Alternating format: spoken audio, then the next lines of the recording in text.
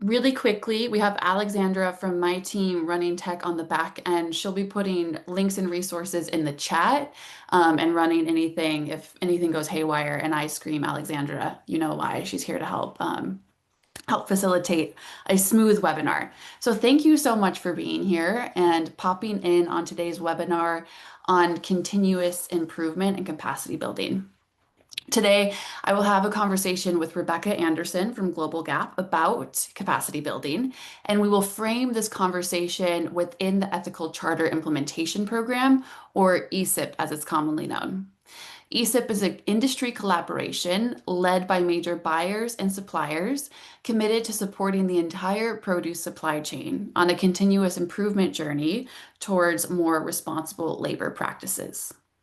ESIP is guided by an advisory group that includes Walmart, Sam's Club, Costco, Kroger, Target, and McDonald's, along with 4 of their suppliers.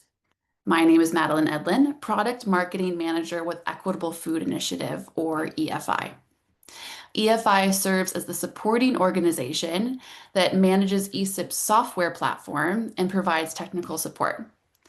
A couple of housekeeping items before we begin. If any question pops into your mind while Rebecca and I are chatting, feel free to pop them in the chat if you're on if you're on Zoom, or on the comment feature if you're on LinkedIn. We will gather them and save time at the end to address those questions. We will be recording this session. It is currently recording, and it will be emailed out to anybody who wasn't able to attend but registered, as well as you who are in attendance. I'm really excited about today. It's going to be a casual conversation between Rebecca and I. And I'm not just excited because I get to talk more than normal, but because this is a great topic and I always have a great time with Rebecca. So without further ado, Rebecca, can you introduce yourself and your role at Global Gap? Sure, absolutely. Thanks, Madeline, and thanks for having me here today. My name is Rebecca Anderson. I'm the technical manager for Global Gap North America. I work on product development, so some standard writing, but I also do stakeholder management, working with our National Technical Working Group, and also certification body training, so working with the auditors on many of our different programs, including Global Gap Integrated Farm Assurance, IFA, which is our main standard, and GRASP, so Global Gap Risk Assessment on Social Practices. So this is our connection with EFI, so EFI and ESIP. So thanks so much for having me here and look forward to the conversation. Yay, more acronyms. I love how many acronyms. I know, I've tried to spell them all out at least once. You spilled them all out. I love it. Love to see it. All right, we're gonna start with a softball right to you. Let's break down this buzzword. What is capacity building? Yeah, buzzword. I like that you said that. It's like jargon. And this is thrown around a lot, but what I think we mean by this is this idea of skills and abilities to be able to carry out our job. And to get to that, we're really thinking about training or resources or any other type of skill building, because this leads to this idea of capacity building, being able to carry it out. And to do that, or the reason we want that, is to strengthen our systems, strengthen our policies, procedures, our systematic way of dealing with these social issues or food safety or environmental sustainability. We're trying to build knowledge, and this helps farms and the people on the farms not only just meet the audit checklist, but be able to carry it out all year long, to sustain the programs and to improve it over time. This is the idea of being proactive and not reactive to buyer demands. I was recently at a conference, it was a food safety conference in Salinas, where Tim York of LGMA, he said that as food safety people, and I widen this out to sustainability, because a lot of food safety people are doing sustainability, but he said, yeah, he said that we are really great at working through a crisis, but what we need to get better at is being more proactive. And I think that's where capacity building comes in. It is that tools, resources, training, skill building to help us build our programs, so that they are working all year long and not just at audit time. Does that answer your question, Madeline? Yeah, absolutely. I think it gets right to it. It's one of those phrases we toss around a lot, so I love that, very actionable, straight to the point. Okay, how can capacity building actually support these compliance goals such as food safety, social responsibility, or sustainability, or like you said, somebody managing all three of those things at once? So how can they support? And how do they support? So like for Global Gap, we have our own academy, and in that academy, we have, training, and this is training that's really directed at learning about the standard. So what is the principle? What is the criteria? How to comply with that? We also have like interpretation guidelines. So in North America, we say here is not only the principle and criteria, but here is the legislation that sort of matches that. So we're supporting training the managers on what they should be looking for in terms of compliance. So this, when done really well, capacity building makes it easier and more meaningful to comply. But what we're also talking about is the tools that Madeline, you're going to talk about is helping the farm managers understand the why behind the policy. And once people know why, they understand, the purpose of it, they're more likely to be able to carry those kinds of things out. And when they understand the why, there becomes more flexibility in how to structure a policy or how to carry it out. So it's not just about, okay, I need this template document. I need to create something that works for me and on my farm. And I think those understanding the why is the key part to capacity building. So the ESIP program, what I really like is it gives producers the tools like self-assessments, external resources, um, all those kinds of things that build that internal capacity. So I mentioned the ESIP. Madeline, why don't you tell us more about the ESIP self-assessment? Yeah, for sure. So, Grower Lab is the platform that growers interact with within eSIP Lab. It highlights a number of practical resources for companies inside the self-assessment, the A and LAB lab. Within the assessment channel, users are able to evaluate their operation against 54 reflective statements that align to 12 of the 13 principles within the ethical charter on responsible labor practices. The cool thing is here is depending on the user's response, the system will offer resources and recommendation. The assessment was built around this whole idea that users are at differing levels of familiarity with social responsibility as well as the ethical charter. So it's really customized in that maybe you're a really small operation, maybe you're a really big operation, maybe you're just getting started, maybe you are down the road and you have a certification. Mm. So the system is built to meet your needs where you're at. Rebecca, I'm curious, have you seen this kind of self-evaluation approach like make a true difference at the field level? Um, in the first year, no, and it's kind of a real shame. Um, So yeah, so I've been on hundreds of farms, and usually the first year, the self-assessment is the farm going like question by question, and they're just Yep. trying to get it done, right? Everything seems a little overwhelming at first. And in that process, actually, even just doing the self-assessment takes, 1 hour, 2 hours, 3 hours.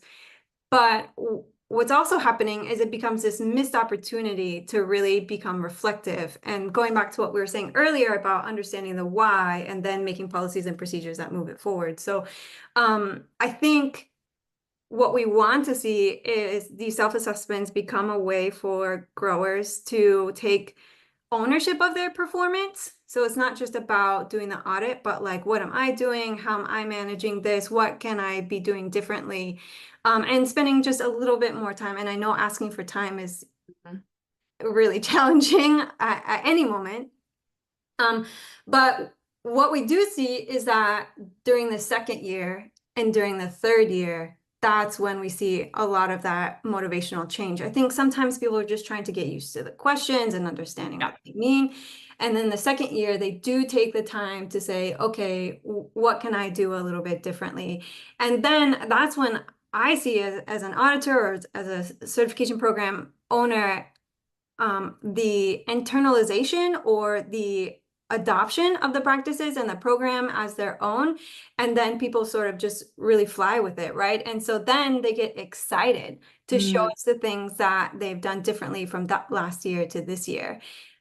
So what that tells me is that, I get really excited about that too, right? But yeah, of course. that means that in the beginning for those first year people and even into the second year, that's when we can maybe change the game and say, hey, we know when people really dive into it and appreciate it, then they'll get more benefit out of it, right? So it's always that thing about like you get out what you put in.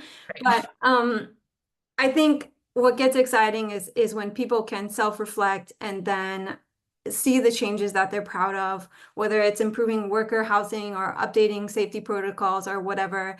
Um, there is an opportunity for the self-assessment to really drive empowerment on the farm, and I think that would be a really great place to get us to. I think that the way that it's set up in the ESIP platform really helps because it gives the options of like, I can't remember what are the 5 options. Like I'm really good at this, or I'm not so great at this. Yeah, Like there's it's 5 different nice. variant options, right? Yeah. Yeah. Yeah, but it's not like it's not mean about it, which I think is also really nice. And so what that allows to happen is growers can be really honest, and then there's something to, look forward to and work on later.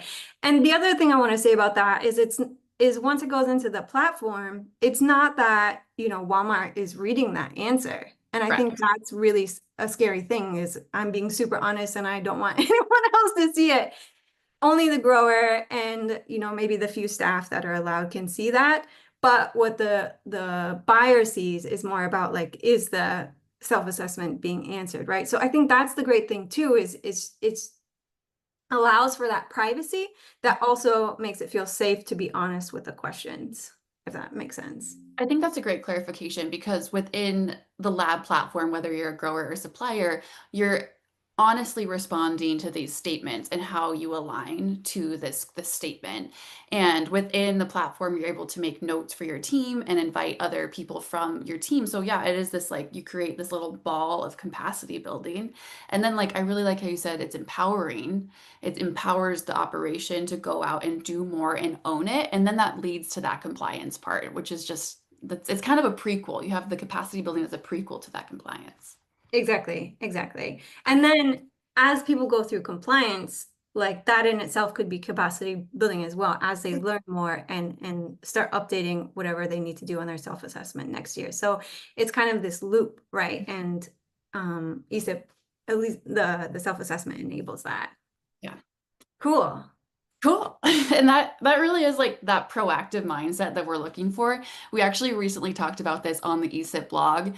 When the Assess channel was created, we intentionally created this space that invited the participants to be reflective on their strengths and their opportunities for growth. Mhm. It also included opportunities and steps to move forward, moving away from this idea of like a scarcity mindset that can happen in traditional compliance tests and environment. And so we wanted to create this environment where you're being reflective, you're creating opportunities within that ecosystem that is private to you rather Yeah. than I'm just answering this compliance test because somebody asked me to. Alexandra kindly popped the link to the blog that goes more in depth on that and how we created the assessment there. But enough with my ramble.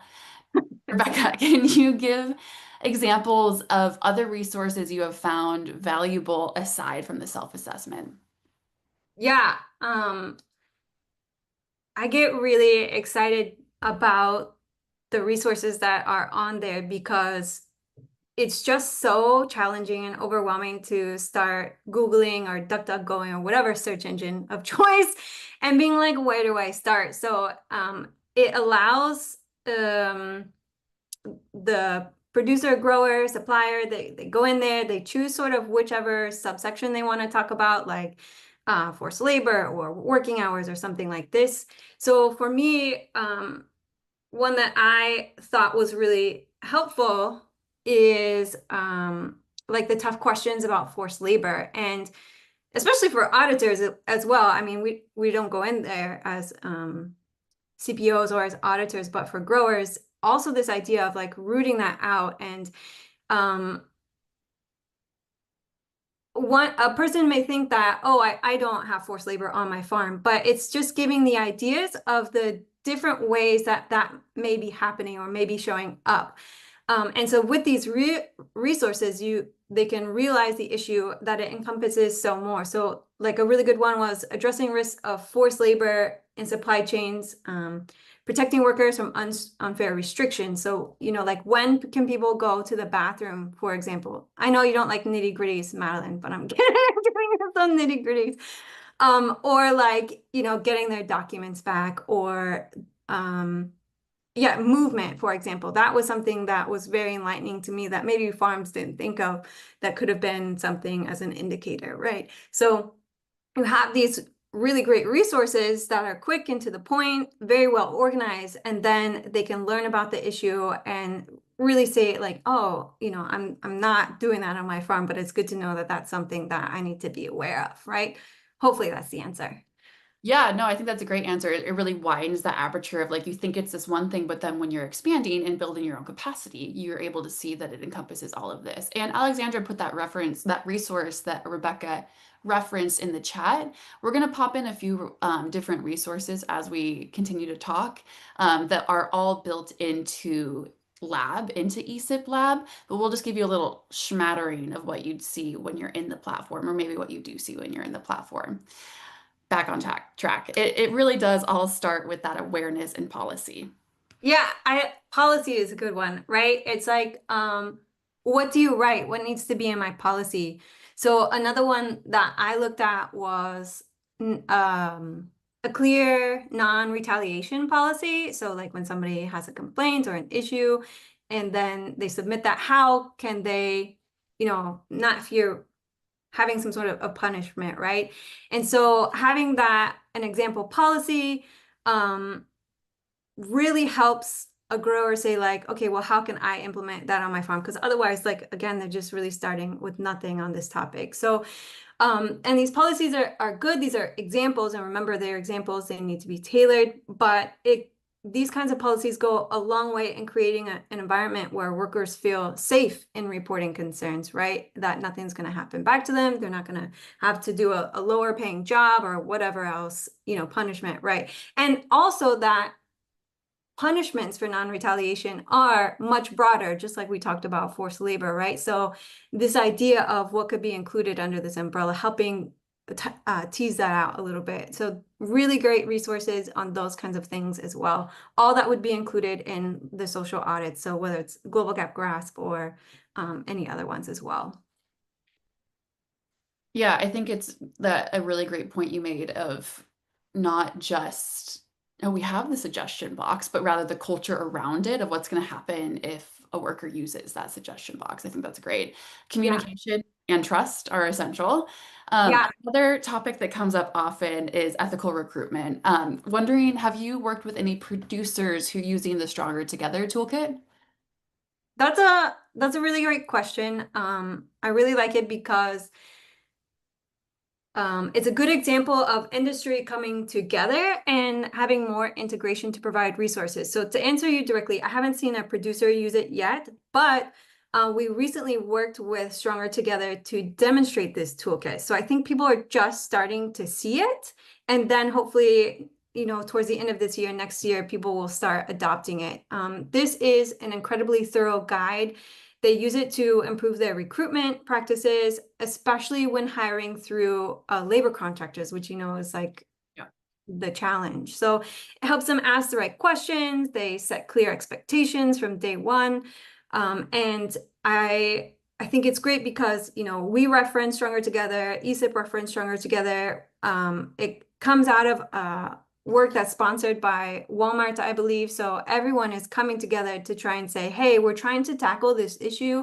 We understand it's very tricky, and here's the resources to put it out there for you. So I think people just don't know about it, and I really appreciate the tee up to talk about it again, and put it out there because that's another great example of how to set clear expectations.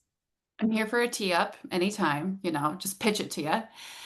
One last resource that I want to highlight is ILO's checklist for age verification. Can you talk to me a little bit about why this kind of checklist is important within the produce industry?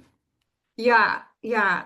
These are really random, like resources that we're Totally. pulling out. But this comes back to like audit experience. And I picked this out because I have seen young workers on the farm when I'm going through an audit, and it's like, what do I do and how do I tease this out? And it seems like there's this entire decision tree, such as like, are they members of the family? Is it summertime versus school hours? What state are we in? How old do they look? But I can't tell anymore. So it's just like, how do you figure these things out? What if they don't have identification? They're not going to have identification because they're probably too young. So what do you look for? So with this type of resource, it helps the producer come up with their own checklist of, that decision tree, and should they, be on the farm, and what hours and how many hours can they work, and what type of jobs can they work in. So, but it also tells you the why, right? So it's really vital to ensure that workers are, legally employed, but also properly supported, right? Recognizing that they have time to eat, time to sleep, time to go to school, do homework, all of that comes first before working on the farm. And so having this structured process and age verification process that shows your commitment to doing the right thing, it makes it, just easier in the process when the time does come, if that is a situation on a farm, which is, normal, but making sure that all that supporting information is there. And also these kinds of things and these resources really align with different international expectations. And I think that's one thing that's, helpful about, Global Gap and being a global standard, as well as the other ones that are mentioned, they operate globally, is that these sort of decision processes and policy making processes are aligned no matter which standard you choose. And that's the other thing I really appreciate about it. It's being like standard agnostic as well. So anyone can pick it up and use it, whether they're even being certified or not. So I think that's a great resource, and really appreciate that one being out there. Yeah, of course. It's been great to go through like this smattering of resources that we picked. Again, everybody, these are just resources, a taste of what you see in Grower Lab. We wanted to walk through and kind of give you a little bit of a tangible idea of the kinds of resources and capacity building that you find within the platform. So hopefully this was helpful in that, just giving you a little taste of what you'd find when you're in there, or what you do find when you're in there. And I always appreciate Rebecca's perspective from one of our benchmarked approved certification programs, but also your perspective of being on the farm and seeing what you've seen. So thank you. And I think I'm officially going to open it to Q&A, if that's all right with you, Rebecca. Yeah, that sounds great. Okay, great. So feel free, anybody, pop your questions in the chat. We love to see them. And it looks like we have a couple coming in right now. So let's kick off. How does ESIP support capacity building differently than traditional audit programs? Great question. I think I'll take this one if that works. Oh, I was like, you're gonna make me answer No, that? I'll take it. I'll take it for the team. All right. Okay. The intention is always engagement with social responsibility. And there are not many paths, and there are many paths on that road. So ESIP can create systems and pathways that might not have existed before and build capacity. ESIPs can support operations that might not have a certification, operations who are maybe getting ready for a certification, or augment existing certifications. So this makes ESIP unique in that it meets the grower where they're at, like I was talking about before, even in the Mhm. customization of the assessment, and build capacity and compliance in their unique situation. So I hope that answers your question, but that's what I'm going to leave for now. Yeah, maybe I'll just add to that is going back to the buyers and the stars, like they are really just looking for like, are you getting familiar with these topics? Are you used to them? Are you trying to build policies? Are you training your staff? And so that's why the resources are so important on there, is to make sure that there is information for farms to be looking at, and they have a way to do the self-assessment, right? So I think you're absolutely right. It's that it's almost like this pre-stage, but also working at this idea of maybe some farms are not going to achieve certification, as much as I would want to have more grass certificates, but at the reality is that maybe there's, a certain time and place for certifications. But there's going to be this mode of people that do need to show their commitment, and they need some sort of route to get there. And I think this is one of the main differences for me as well. So I think you answered it well. I just wanted to add. Yeah, of course. And one other thing, we're just going to really go on this question. One other thing I wanted to add is ESIP has a list of benchmarked approved certifications. Obviously, Global Gap is one of those. Alexandra, if I could ask you to pop that list in the chat. So you have that, you get the gold star, that center star within your engagement profile as a grower. So just clarification there that if you have one of those listed certifications, you get the credit for it. You automatically have one of the highest levels of engagement. So just a little clarification there. Yeah, no, thanks for that. Yeah, for sure. Here's one I think for you, Rebecca. How can companies measure progress when it comes to capacity building? I like this, measurement and capacity building. Yeah, measurement is always, it's more of a environmental sustainability question, but I'll take it here as well. So we talked about suggestion boxes earlier, and that would be like the easiest first step, right? But what we see sometimes is people will have those, their complaints and comments, and they'll be like, well, I didn't have any comments or suggestions, so I'm doing really well. That's a great measurement. But you had talked about this idea of creating a safety culture. And so I think one of these things is this idea of, can we get more, how do we get better, and creating a space where people do want to make those comments. And I heard a speech from Bonnie of Center for Produce Safety, and she was like, what will it take for you to say something? And I thought that was a very provocative question. And I think it worked here too, right? How do you create a culture and um and show, comments or concerns or suggestions, right? So maybe a measurement is, to get back to the question, having more, right? And so flipping the idea of what that looks like. And maybe a farm can't, achieve all of that, right? But at least they're creating an environment. If we were talking about other measurements, right, we can say how many people show up, the same people show up the next season, Yeah, right? I think retention. that's a really good example. We hear that quite often. How many people report absent? Because that's the flip side of that, right? Mm, Um, well, I mean, illness notwithstanding or sure. whatever. You see accidents, right? So people go to safety, and I know safety isn't part of the checklist, but when there's a culture of things need to be done fast, or people are tired, not tired, well, we're all tired, but people are, maybe I shouldn't say it like that. Uh, People aren't getting breaks. It's too hot, there's no shade, there's no water, like accidents are going to happen in that manner as well, heat stroke and things like that. So I think those all relate back to measurement. I can't think of like any specific measurement indicators for like forced labor or child or young workers. I think those are going to be really farm specific in their policies. But just thinking a little bit outside of the box, suggestion box, sorry, really bad pun, and thinking about like ways to ensure that the culture is there, and some of these little things that can be tracked over time. So Love it. long answer, sorry. Hopefully No, it you're answers good. your You're, question. we love to chat. We love to chat. I got another one, and I think I'm going to punt it back to you. We have 2 minutes. So speaking of chatting, we're going to keep it short. What's the first step a grower should take if they want to start building capacity today? Yeah.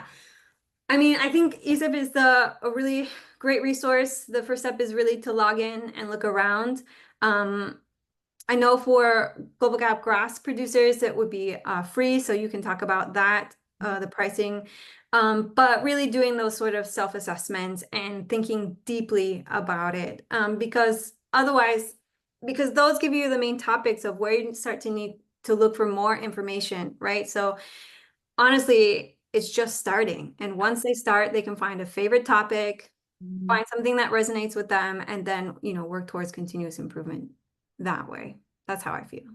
I love it. One last question, which is a great wrap-up question, unless anybody else has burning questions, now's your chance, or forever hold your peace. And I'm going to take this one. If you're how do I get started with ESIP? Let me tell you how. If you're a supplier, you can email support@ethicalcharterprogram.org, and the team will get you an invite into the system and get you set up. If you're a grower, request an invite from your supplier and they can send you an invite. And if you're just not sure, reach out to that support email and the ESIP technical team can help sort you out and get you going in the right way. Like Rebecca said, the best way to start is just to start and find an area that you're interested in and go for it and start building that capacity and take it from there. Rebecca, we are right on time. I love this for us. Do you have any closing thoughts? Yeah. First of all, thank you, Madeline. Thank you to ESIP and EFI for working behind the scenes and just ask the question, and we're here to support you. That's my main point. I love it. Thank you, everybody, for coming. We'll see you next time and have a great rest of your day.